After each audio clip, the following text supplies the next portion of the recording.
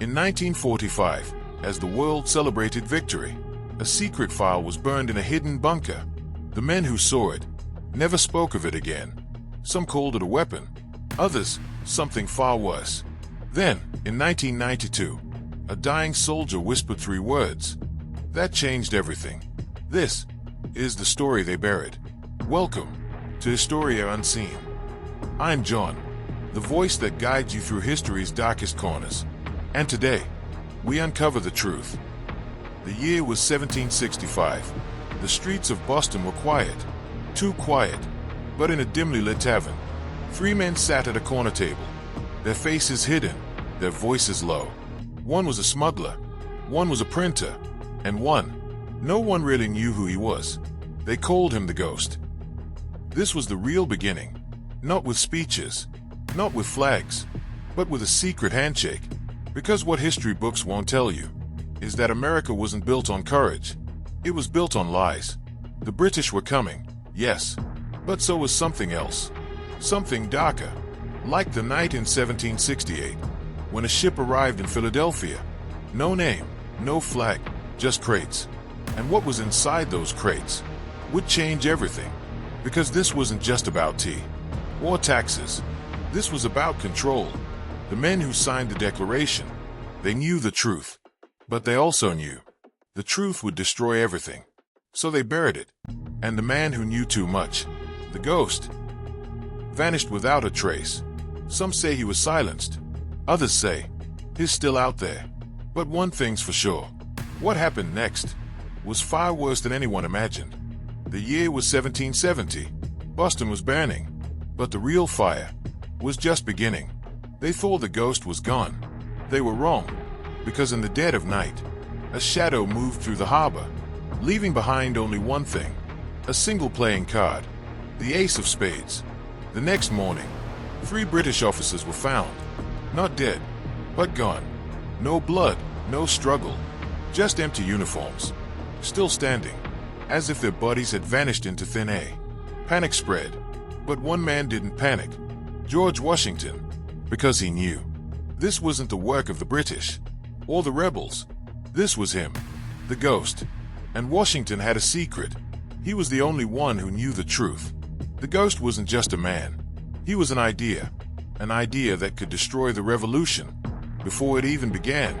Meanwhile, in a hidden cellar beneath New York, a group of men gathered around a table, their faces lit by a single candle. They called themselves the Silent Six. Their mission: stop the Ghost, at any cost. But how do you stop a shadow? How do you kill a man who might not even be a man? The answer came on a stormy night, when a lone rider arrived at Washington's camp, drenched in rain, holding a sealed letter, stained with black wax. Inside, just 5 words: he knows about the gold. Washington's hand shook, because that secret was never meant to leave Boston. And now, the Ghost was coming, not for the British, not for the rebels, but for him. The year was 1772. A storm raged over the Atlantic. A ship with no name fought the waves. Its cargo, not tea, not weapons, gold. But this was no ordinary treasure. The coins bore a strange mark, a symbol older than America itself. And every man who touched them would dream the same dream. A dark figure whispering, "The debt must be paid." Back in Boston, the Silent Six gathered in panic. One of them lay dead, his pockets filled with gold coins, his face frozen in terror, eyes wide open, as if he had seen hell itself. Meanwhile, Washington received another message, this time written in blood. They took the gold. Now he takes them. That night, 5 gunshots echoed across Philadelphia, one for each remaining member of the Silent Six, their bodies arranged in a circle, a single gold coin placed on each chest. And in the center, a playing card, the Ace of Spades, burned at the edges. The Ghost wasn't just killing them, he was sending a message. But to who? The answer came from an unlikely place. A young stable boy, who swore he saw a man in black, walking through a solid wall, leaving behind a smell of salt and sulfur. Was the Ghost a demon, a vengeful spirit, or something worse? The truth lay in the gold's origin, a secret buried deep in the Caribbean. where a ship called the Midnight had vanished. 100 years earlier, its crew screaming about the man with no shadow. Now, that same gold was here, in America, and with it, the curse had returned. The year was 1672. A lone ship drifted under a blood-red moon. The Midnight. Its deck was empty. No crew, no captain, just one thing.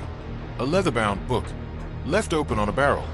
The pages stained with something dark, too dark to be ink. Fast forward to 1774. A young scholar named Ezra Whitlock trembled as he carefully turned those same pages, now hidden beneath a Boston church. Each word seemed to burn his fingers. The journal spoke of a storm, of desperate men, and a deal made in the ship's final hours. We give him the gold. He gives us the power. But the price is the souls. The last entry was different, written in a shaking hand. He walks among us now. Not man, not ghost, something older, and he is coming for them all. Ezra didn't notice at first. The coin in his pocket, growing heavier, warmer, until it burned through his coat, and when he pulled it out, the gold was gone, replaced by something black, something alive, that moved in his hand. That night, Ezra was found in the church basement, his body twisted in impossible ways, but his face was smiling, and in his outstretched hand, a single playing card, the ace of spades, now with a new message written in blood. 5 down, 1 to go. Washington read the report, his hands steady for the first time in weeks, because now he understood. The ghost wasn't after the revolution. He was after the 6 men who broke the pact, the descendants of the Midnight's crew, and only one remained, a man currently hiding in plain sight, under a new name, a new life. Benjamin Franklin, Philadelphia, 1776. The night before the Declaration signing, Benjamin Franklin sat alone in his workshop, not writing, not inventing, but preparing. Glass jars lined the shelves, filled with strange liquids. One glowed faintly blue, another swirled with silver mist. On his desk, a journal opened to a page titled, How to Trap a Ghost. Franklin knew the truth. His great-grandfather had been the Midnight's first mate, the one who suggested the deal, the one who changed the terms at the last moment, cheating the darkness. And now, 100 years later, the debt had come due. Outside, a fog rolled through the streets, too thick, too cold for July. Somewhere in the mist, boots clicked on cobblestones, getting closer, but no shadow moved with them.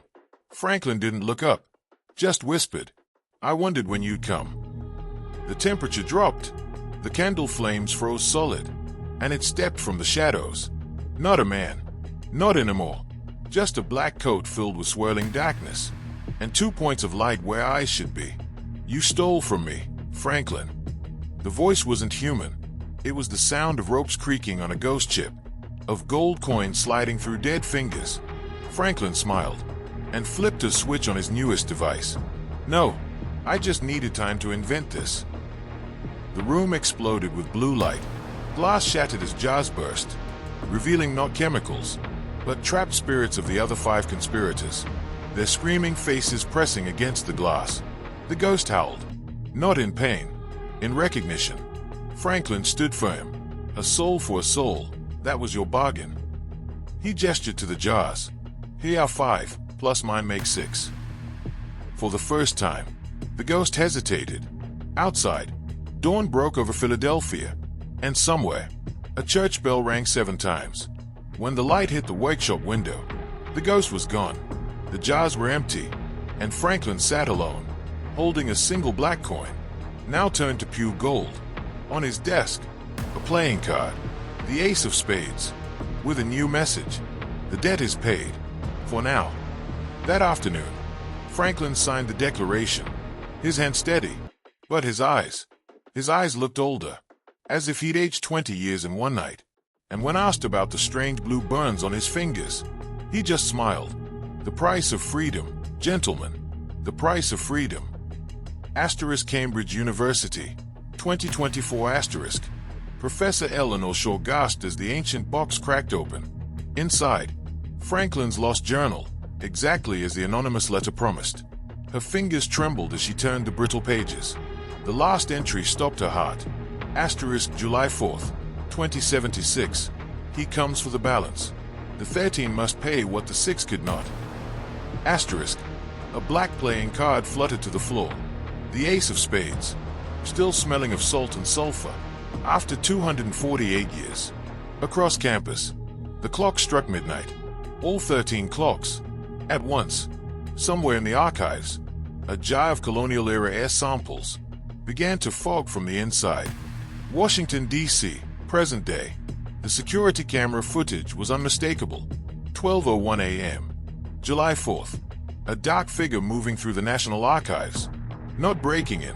Walking through the wall. The temperature sensors spiked to minus 13 degrees Fahrenheit.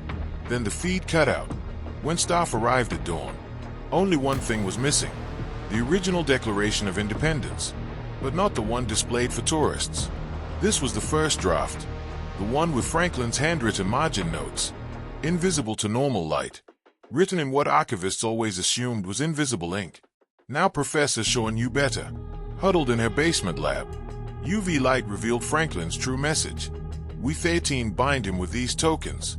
Washington's sword, Adams' quill, Jefferson's key, and 9 more spread across the states. Break 1, he walks. Break 7, he feeds.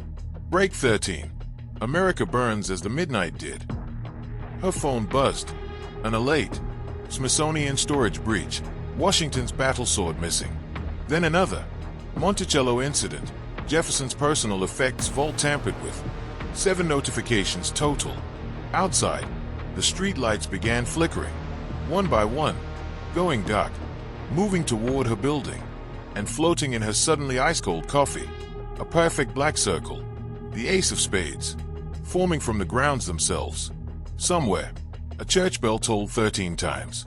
For the 13 original colonies. For the 13 stolen artifacts. For the 13 days until